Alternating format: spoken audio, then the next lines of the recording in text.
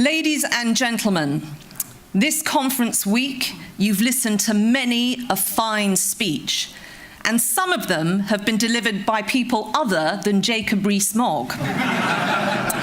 You've heard the Chancellor set out why the arguments that we made for sound money and market forces won.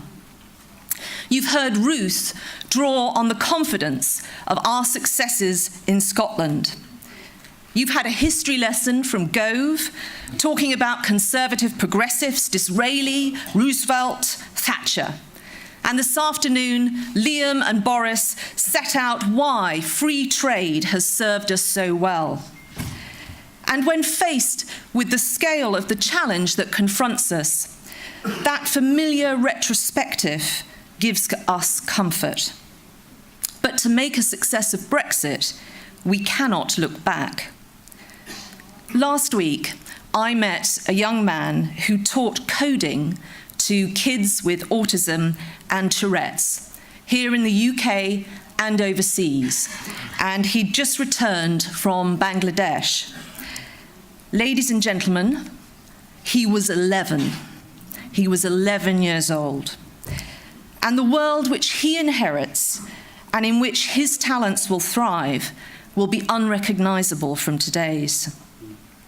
Despite the continual bad news on our Twitter timelines, the world is actually healthier, wealthier, and safer than ever before, in very great part to the hard and soft power of our great nation.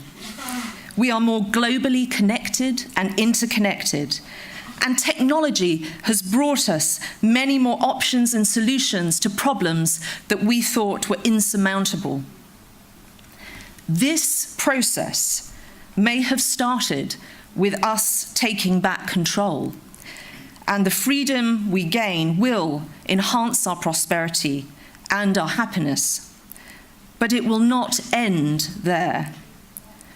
What we started has the capacity to change the world, to alleviate poverty, to aid security, to further opportunity, to bring our shared humanity into ever sharper focus, and to remind governments everywhere that they are the servants of the people. I'm going to level with you. I'm an MP in a marginal seat. I put out a lot of leaflets and press releases about street lighting, about bins, about dog fouling. I'm sorry, it's what I do. But I am actually in politics to change the world. My determination was sparked whilst working in the hospitals and orphanages in the former Eastern Bloc. And I saw the darkness when freedom's light doesn't shine. I know that you want to change the world too. I see it in you, the members of our party.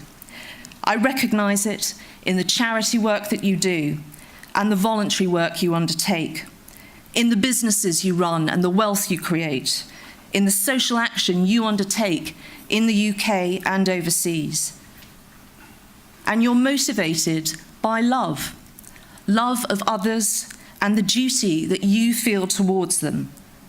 That is why we are all here. And sometimes that is tough to do.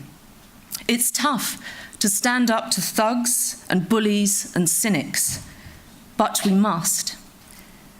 It is tough to campaign on issues where the fault line runs through our party, for we hold the centre ground. And it's tough to stay united throughout, but we must. And it will be tough to deliver all we want from this unfrozen moment, but we must. And we will.